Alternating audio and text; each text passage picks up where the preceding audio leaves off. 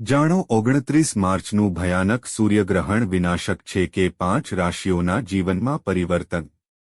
વૈદિક જ્યોતિષ અનુસાર વર્ષ 2025નું સૌથી મોટું રાશિ પરિવર્તન 29 માર્ચે થવા જઈ રહ્યું છે અને વર્ષનું પહેલું સૂર્યગ્રહણ પણ આ દિવસે જ થશે। 29 માર્ચ 2025ના રોજ શનિ 2.5 વર્ષ પછી સંક્રમણ કરશે અને વર્ષનું પ્રથમ સૂર્યગ્રહણ પણ તે જ દિવસે થશે। શનિ સંક્રમણ અને સૂર્યગ્રહણના દુર્લભ સંયોગમાં કેટલીક રાશિઓને લાભ મળી શકે છે તો કેટલાકને મુશ્કેલીઓનો સામનો કરવો પડી શકે છે। તમને જણાવી દઈએ કે વર્ષનું પ્રથમ સૂર્યગ્રહણ 29 માર્ચે જોવા મળશે। સૂર્યગ્રહણની ઘટનાને કારણે તે ખાસ કરીને અમુક રાશિના લોકોને અસર કરશે। તે જ દિવસે 30 વર્ષ પછી શનિ ગુરુની રાશિ મીન રાશિમાં સંક્રમણ કરશે।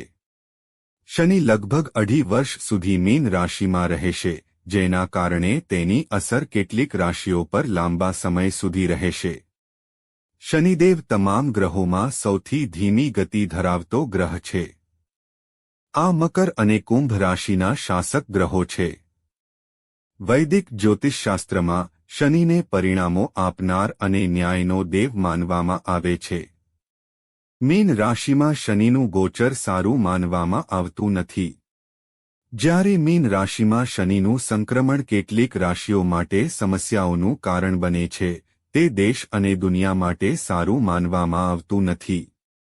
મિત્રો, વિડીયોમાં આગળ વધતા પહેલા જો તમે પણ ઈચ્છો છો કે ભગવાન શિવની કૃપા હંમેશા તમારા પર બની રહે તો વિડીયોને લાઇક કરો અને અમારી ચેનલને સબસ્ક્રાઇબ કરો અને કોમેન્ટ બોક્સમાં હર હર મહાદેવ લખો। તો ચાલો જાણીએ આ 5 રાશિઓ વિશે। 1. મેષ। મિત્રો, 29 માર્ચ 2025નું સૂર્યગ્રહણ મીન અને ઉત્તરા ભાદ્રપદ નક્ષત્રમાં થશે। આ સમયગાળા દરમિયાન સૂર્ય, ચંદ્ર, રાહુ અને બુધ મીન રાશિમાં રહેશે, જેના કારણે ગ્રહોની શક્તિઓ તીવ્ર બનશે। આ સૂર્યગ્રહણ ભારતમાં દેખાશે નહીં, તેથી સૂતક કાળ માન્ય રહેશે નહીં। હા મિત્રો, આ ગ્રહણ મેષ રાશિના લોકો માટે મિશ્ર પરિણામ લાવશે।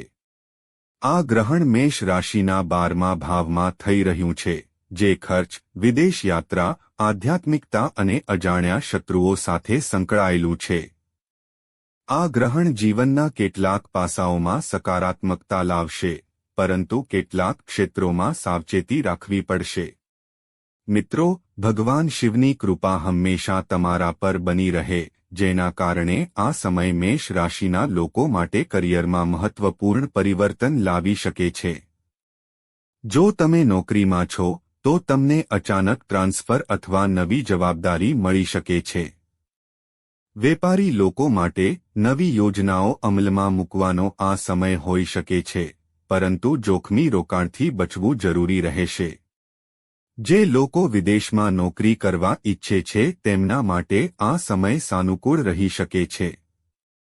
ગ્રહણની અસરથી બિનજરૂરી ખર્ચ વધી શકે છે, જેનાથી આર્થિક સંતુલન બગડી શકે છે।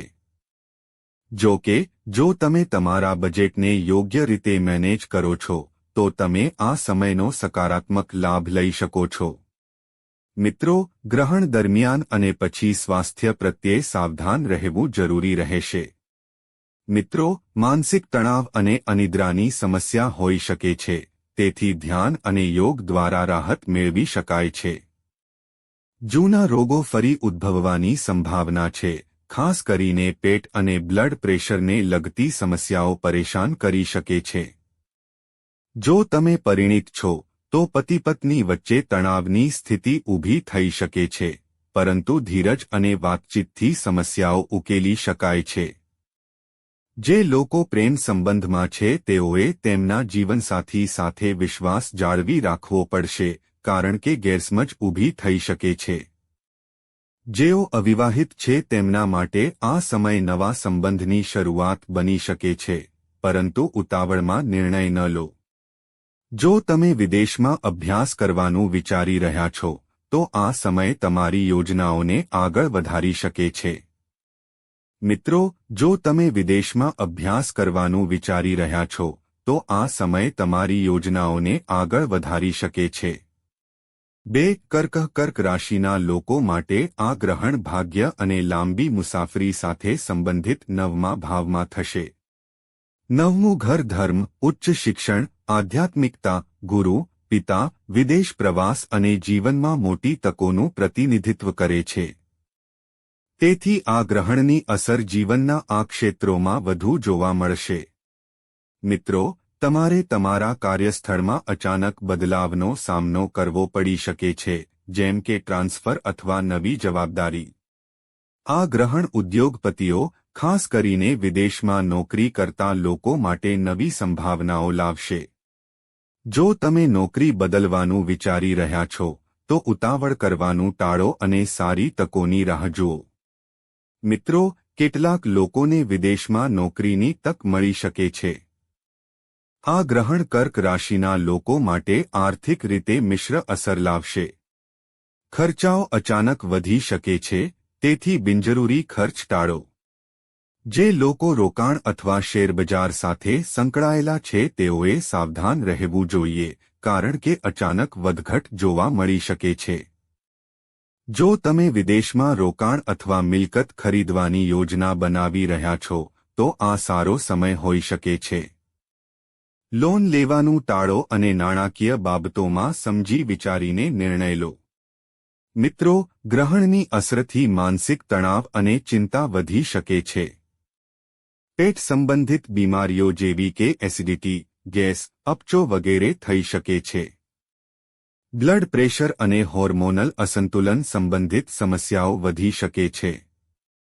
તમે નિયમિત યોગ, ધ્યાન અને સ્વસ્થ આહાર વડે સ્વાસ્થ્ય સમસ્યાઓથી બચી શકો છો. આ સમયે વધુ પડતી મહેનત અને તણાવથી બચો. હા મિત્રો, સંબંધોમાં શંકા અને ગેરસમજ ઊભી થઈ શકે છે. જો તમે પરિણીત છો, તો તમારા જીવનસાથી સાથે તમારા સંબંધોમાં તણાવ આવી શકે છે, તેથી ધીરજ રાખો. જે લોકો પ્રેમ સંબંધમાં છે તેમના માટે આ સમય ભાવનાત્મક ઉતારચઢાવથી ભરેલો હોઈ શકે છે. જેઓ નવા લગ્નની યોજના બનાવી રહ્યા છે તેમને થોડો સમય રાહ જોવાની સલાહ આપવામાં આવે છે. જો તમે નવા સંબંધમાં છો, તો ઉતાવળમાં કોઈ નિર્ણય ન લો. જે લોકો ઉચ્ચ શિક્ષણ અથવા વિદેશમાં અભ્યાસ કરવાનું આયોજન કરી રહ્યા છે તેમના માટે આ સમય સકારાત્મક સાબિત થઈ શકે છે. મિત્રો, ધાર્મિક કાર્યોમાં તમારી શ્રદ્ધા વધી શકે છે, જે તમને માનસિક શાંતિ આપશે. 3. મકર રાશિના લોકો માટે આ ગ્રહણ ત્રીજા ભાવમાં થશે. ત્રીજું ઘર બહાદુરી, સંદેશાવ્યવહાર, નાના ભાઈ બહેન, મુસાફરી, નિર્ણય લેવાનું અને હિંમતનું પ્રતિનિધિત્વ કરે છે. આ ગ્રહણની અસર ખાસ કરીને આ વિસ્તારોમાં જોવા મળશે. હા મિત્રો, આ ગ્રહણ મકર રાશિના લોકોના કરિયરમાં સકારાત્મક પરિવર્તન લાવી શકે છે. નવી નોકરી શોધી રહેલા લોકોને સારી તક મળી શકે છે.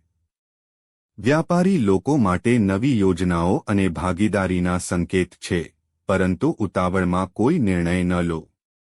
મિત્રો, આ ગ્રહણ મીડિયા, કોમ્યુનિકેશન, માર્કેટિંગ અને લેખન સાથે જોડાયેલા લોકો માટે ફાયદાકારક સાબિત થઈ શકે છે.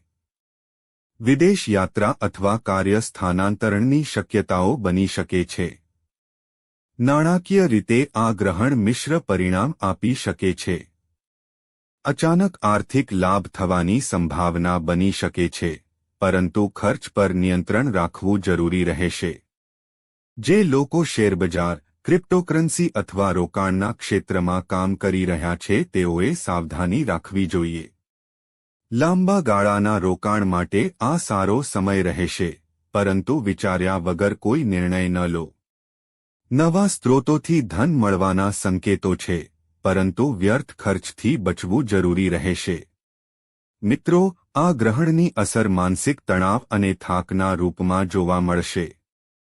નર્વસ સિસ્ટમ અને ઊંઘ સંબંધિત સમસ્યાઓ વધી શકે છે. શ્વાસ સંબંધી રોગો, ગળામાં ઇન્ફેક્શન કે માથાનો દુખાવો જેવી સમસ્યાઓ થઈ શકે છે. તમારા આહારમાં સુધારો કરો અને નિયમિત કસરત કરો જેથી તમારું સ્વાસ્થ્ય સારું રહે. મિત્રો, પતિ-પત્ની વચ્ચે મતભેદ હોઈ શકે છે, તેથી વાતચીત દ્વારા મુદ્દાઓને ઉકેલો. જે લોકો પ્રેમ સંબંધમાં છે તેઓએ પોતાના પાર્ટનર સાથે ઈમાનદારી અને પારદર્શિતા જાળવવી જોઈએ. જેઓ અવિવાહિત છે તેમના માટે નવો સંબંધ શરૂ થવાની સંભાવના છે. વિદ્યાર્થીઓ માટે આ સમય થોડો પડકારજનક હોઈ શકે છે કારણ કે ધ્યાન ભટકાઈ શકે છે. સ્પર્ધાત્મક પરીક્ષાઓની તૈયારી કરતા વિદ્યાર્થીઓએ વધુ મહેનત કરવી પડશે. મિત્રો, પરિવાર અને ભાઈ બહેનો સાથેના સંબંધો સુધરશે, પરંતુ કેટલાક નાના વિવાદો પણ થઈ શકે છે. 4. મિથુન રાશિના લોકો માટે આ ગ્રહણ 10મા ભાવમાં થશે. 10મું ઘર કારકિર્દી, સામાજિક પ્રતિષ્ઠા, કાર્યસ્થળ, ઉચ્ચ અધિકારીઓ અને વ્યવસાય સાથે સંબંધિત છે.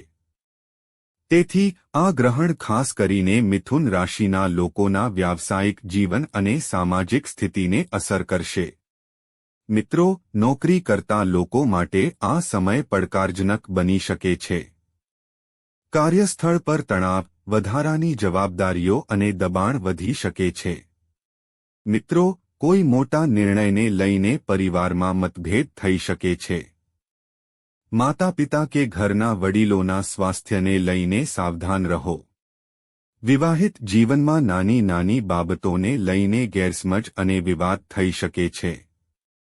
જે લોકો પ્રેમ સંબંધમાં છે તેઓએ તેમના જીવનસાથી સાથે પારદર્શિતા અને પ્રમાણિકતા જાળવવી જરૂરી છે. જો તમે લગ્નની યોજના બનાવી રહ્યા છો તો આ સમય વિરામનો સંકેત આપી શકે છે. 5. તુલા રાશિના લોકો માટે આ ગ્રહણ 6ઠ્ઠા ભાવમાં થશે. 6ઠ્ઠું ઘર રોગ, દેવું, શત્રુઓ, મુકદ્દમા, સંઘર્ષ અને સ્પર્ધા સાથે સંકળાયેલું છે. આ કારણથી તુલા રાશિના લોકોએ આ ગ્રહણ દરમિયાન સ્વાસ્થ્ય, કારકિર્દી અને સ્પર્ધાની બાબતોમાં વિશેષ કાળજી લેવી પડશે. હા મિત્રો, આ ગ્રહણ નોકરિયાત લોકો માટે કેટલાક પડકારો લાવી શકે છે. કાર્યસ્થળ પર દુશ્મનાવટ અને સંઘર્ષ વધી શકે છે. બોસ અથવા ઉચ્ચ અધિકારીઓ સાથે તાલમેલમાં સમસ્યા આવી શકે છે. જે લોકો સરકારી નોકરી અથવા કોઈપણ સ્પર્ધાત્મક પરીક્ષાની તૈયારી કરી રહ્યા છે તેમના માટે આ સમય સકારાત્મક રહેશે. સ્વતંત્ર કારોબારીઓએ પ્રતિસ્પર્ધીઓથી સાવધાન રહેવાની જરૂર પડશે. મિત્રો, ધંધાકીય ભાગીદારીમાં પારદર્શિતા જાળવો નહીંતર વિવાદો થઈ શકે છે. મિત્રો, તમને આર્થિક રીતે મિશ્ર પરિણામો મળી શકે છે. લોન કે દેવા સંબંધિત બાબતોમાં રાહત મળવાની સંભાવના છે. રોકાણ કરતા પહેલા સંપૂર્ણ માહિતી મેળવો, ખાસ કરીને શેરબજાર અને રિયલ એસ્ટેટમાં. 6ઠ્ઠું ઘર રોગો સાથે સંકળાયેલું છે, તેથી તુલા રાશિના લોકોએ સ્વાસ્થ્ય પર વિશેષ ધ્યાન આપવું પડશે. પેટ સંબંધિત સમસ્યાઓ, થાક, અનિદ્રા અને તણાવ વધી શકે છે. જૂની બીમારીઓ ફરી શકે છે, ખાસ કરીને ડાયાબિટીસ, બ્લડ પ્રેશર અને હૃદયની સમસ્યાઓ. સંતાન સંબંધિત કેટલીક ચિંતાઓ રહી શકે છે, પરંતુ ધીરજ રાખો.